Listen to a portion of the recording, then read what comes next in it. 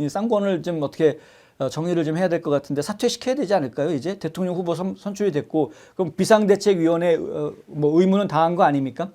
일단은 이제 권영세 의원은 일단은 비대위원장 자리는 내려놔도 될 것 같고요. 지금 당대표도 어차피 임시니까 원내대표 자리만 있는 거니까 당대표가 없는 상황. 그리고 원내대표 자리를 계속 지키지 말라고 이야기하기는 좀 애매하긴 하겠네요. 그러면 이제 권성동은 뭐 물러나라라고 말하기는 좀 어려운 상황이 되겠네요. 뭐 합리적인 근거가 없으니까 물러나라고 이야기할.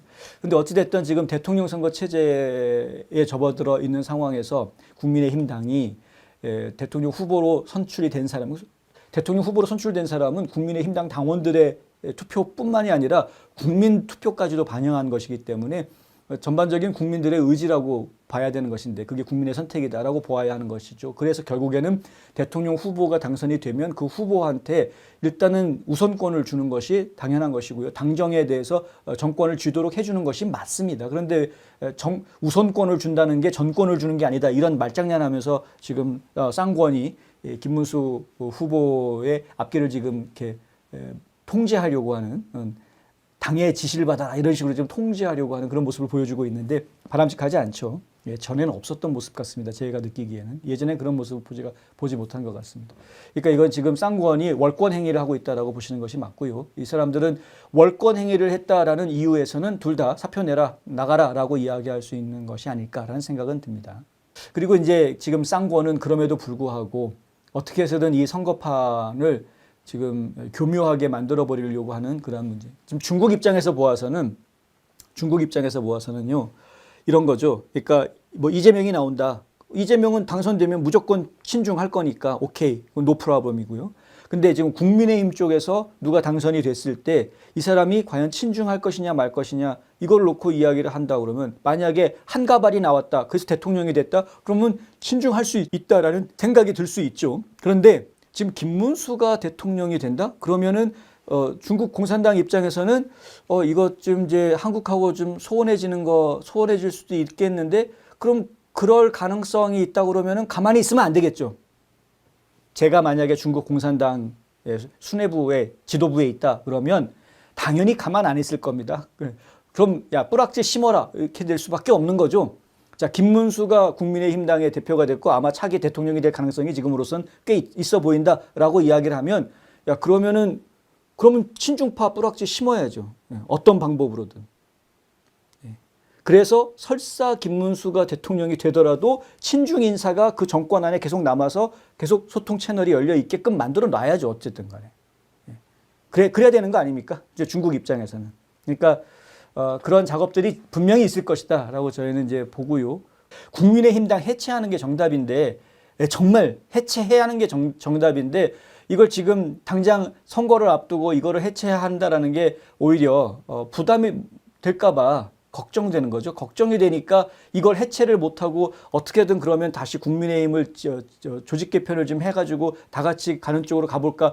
그래서 지금 김문수 후보는 조금 쉽게 생각했던 것 같아요. 그냥 내가 대통령 후보가 됐으니까 우선 권한을 가지고 이 국민의힘 당을 갖다가 당권을 일단은 내 사람으로 다 채워가지고 당권을 일단 쥐면 그러면은 선거를 치르는 것부터 선거가 끝난 다음에 이 국민의힘 당을 재개편하는 것까지 충분히 다 이끌어 나갈 수 있을 것이다라고 쉽게 생각을 했던 것 같습니다. 이 친중파들이 얼마나 질긴 놈들인지 잘 모르고 있었던 것 같습니다. 단일화가 먼저가 아니고요. 김문수 후보 입장에서는 이 국민의힘의 당권을 쥐는 것이 먼저거든요. 국민의힘의 당권을 확실하게 쥐지 않으면 그러면 단일화를 한들 그냥 콕껴서 끌려가는 모습이 돼버리고요. 이게 오히려 안 좋습니다. 그러니까 아까 제가 설명드렸던 중국 입장에서 보았을 때 중국한테 좋은 꼴만 나는 겁니다. 그럼 뭐 김문수가 대통령 돼도 문제 없어. 우리 샤라 문제 없어. 문제 없다 해. 국민들이 이재명이 싫어하면 뭐 쳐라. 뭐 이렇게 해도 된다라는 그런 입장이 될 수 있다니까요. 진짜로. 그런데 김문수 후보 캠프가 국민의힘의 당권을 쥐게 되면 뭐 원내대표, 당대표 뭐 등등 해가지고 당권을 쥐게 되면 얘기가 달라집니다. 그렇게 되면 그때 단일화를 해도 의미가 있는 거지 그 전에 단일화하는 건 의미가 없다. 근데 지금 그 싸움이 먼저기 때문에 지금 미루고 있는 것인데 그거를 그 언론들이 지금 잘못 보도를 하고 있죠. 언론들이 마치 김문수 후보 선거 캠프 측에서 단일화를 안 하려고 단일화에 대한 입장이 좀 바뀐 것처럼 자꾸 언론들이 지금 이렇게 왜곡 보도를 하고 있는 걸 저희가 보고 있습니다. 상당히 심각합니다. 그렇게 되면은 보수 다 죽이려고 보도하는 거랑 똑같습니다. 잘못된 보도를 하고 있는 거죠. 나라를 망치는 언론들입니다. 지금 대한민국 언론들이. 근데 지금 김문수 후보를 중심으로 뭉치는 것이 사실은 뭐 다른 대안이 없어 보이기는 하죠. 그리고 이제 한덕수 후보가 김문수 후보 측에 영입이 돼주는 것이 맞을 것 같고, 근데 저는 순서가 있다라고 보여지는 게 뭐냐 하면은 일단은 한덕수 후보가 뭐 이낙연 그리고 가능하다면 정광훈, 메이비 우리 공화당, 민주당 출신이면서도 부정선거에 대해서 알고 있는 분들, 그리고 지금 이재명 반 이재명 전 연대에 있는 그런 민주당 출신 인사들, 이런 사람들을 끌어들이는 것이 한덕수 후보의 역할이어야 하지 않을까. 그 작업이 진행이 되고, 그리고 지금 김문수 후보 쪽은 국민의힘당의 당권을 확실하게 쥐는 쪽으로 진행이 되어주고, 그래서 양쪽이 어느 정도 세력이 형성이 된 다음에 단일화가 이루어져야 되지 않을까. 순서상으로 봐서는 약간 그렇게 돼야 정말 큰 빅텐트가 만들어질 것 같은데요. 그건 뭐 이상적인 생각이라서 어떻게 진행이 될지는 뭐 계속 기도하는 마음으로 지켜보겠습니다. 내각제 세력 잘 모르겠습니다. 저는 그 내각제 세력에 대해서는 제가 실체를 잘 모르겠는데, 어쨌든 지금 한덕수 후보가 이야기하고 있는 것이 이제 본인은 개헌 대통령이 되겠다라고 이야기를 하고 있는데, 어떤 개헌을 할지에 대해서는 정확하게 이야기하지 않으면서 개헌 대통령이 되겠다라고 하는, 그러니까 약간 뜬구름 잡는 이야기로 저희가 들리는 부분이 있어서, 그래서 그런 얘기보다는 차라리 이재명은 분명하지 않습니까? 4년제 연임, 4년 연임제로 하겠다.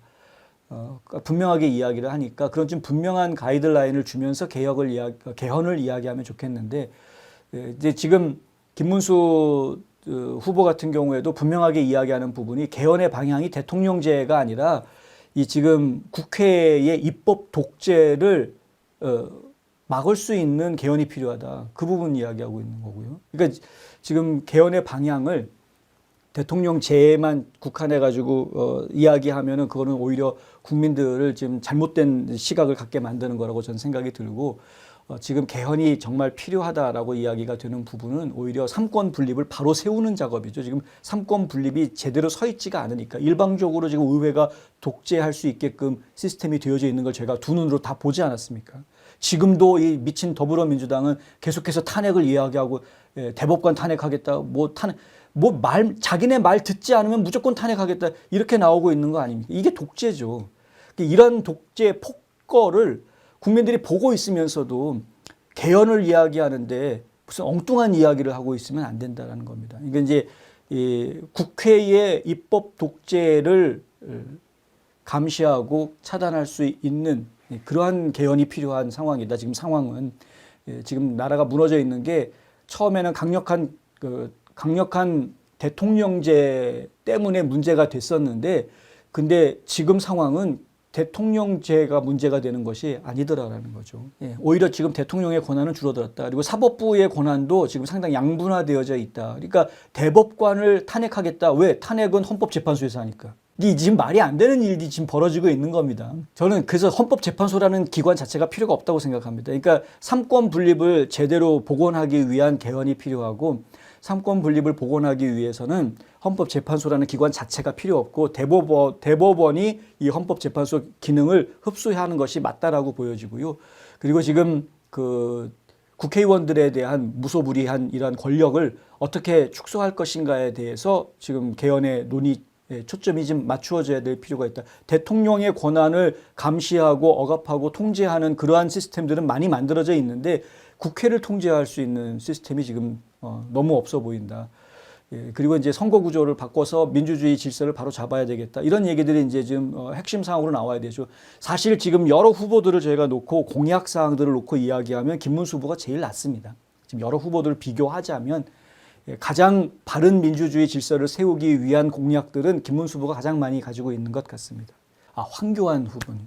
자꾸 저도 까먹는데, 황교안 후보님도 여러분들이 좀 많이 신경을 좀 써주셔야 됩니다. 요즘 부방대 많은 분들이 도와주시는 거 저희 너무나 감사한 일이고 이번에는 정말 대한민국에서 부정선거를 최소화하기 위한 노력 국민 여러분들이 앞장서서 막아주셔야 되는 건데 그 부방대를 이끌고 있는 황교안 전 총리 역시 굉장히 중요한 역할을 해야 됩니다. 그러니까 이번에 분명히 이제 단일화 작업이 진행이 될 거고 그 단일화의 한 파트를 차지하게 될 거라고 저희는 믿고 있습니다.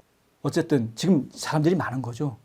사람들이 없는 게 아닙니다. 근데 뭉쳐야 되는데 이게 지금 어떻게 뭉쳐지느냐. 이 뭉쳐지는 것을 반대하고 회방 놓는 세력들이 있기 때문에 이게 잘 뭉쳐지지 않는 건데 최대한 큰 세력으로 뭉쳐질 수 있도록 많은 분들이 좀 도와주셨으면 좋겠습니다. 다 합쳐야 됩니다. 개헌이라는 게 어느 한쪽의 일방적인 의견으로 개헌이 이루어지면 나중에 반드시 문제가 생깁니다. 개헌을 제대로 하기 위해서는 여야의 합의에 의해서 개헌이 이루어져야 됩니다. 그럼 반드시 분명한 사실입니다. 근데 그 여야 합의라는 것이 과연 어떠한 방식으로 이루어질 수 있다고 생각하십니까? 지금 더불어민주당이 합의를 해주겠습니까? 저 미친 줄탄에 내세워가지고 권력을 휘두르고 있는 저 더불어민주당이 진짜 합의를 해주겠냐, 개헌에 대해서.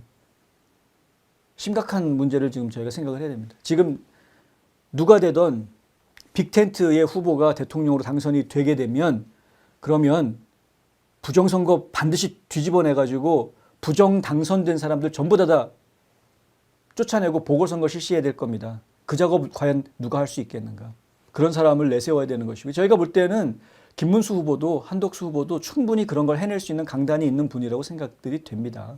그리고 공약 사항들을 내놓는 것을 보면은 김문수 후보 선거 캠프가 공약 사항들이 가장 저희가 볼 때는 더 현실적이고 또렷하다라는 말씀을 좀 드리고 싶긴 합니다. 저희는 아직 마음을 정하지 못하고 있습니다. NMP는. 왜냐하면은 윤석열 대통령이 계속 조용히 하고 있어서 저 솔직히 윤 대통령이 좀 뭘 한마디 해줬으면 좋겠는데 이대로 있다가는 진짜 거대 야당의 폭거에 휘말려서 감옥 갈까봐 정말 마음이 아픈데 근데 지금 윤 대통령이 좀 뭔가 한마디 해줘서 이 단일화를 방해하고 있는 세력들을 좀 쫓아낼 수 있게끔 좀 역할을 좀 해줬으면 좋겠는데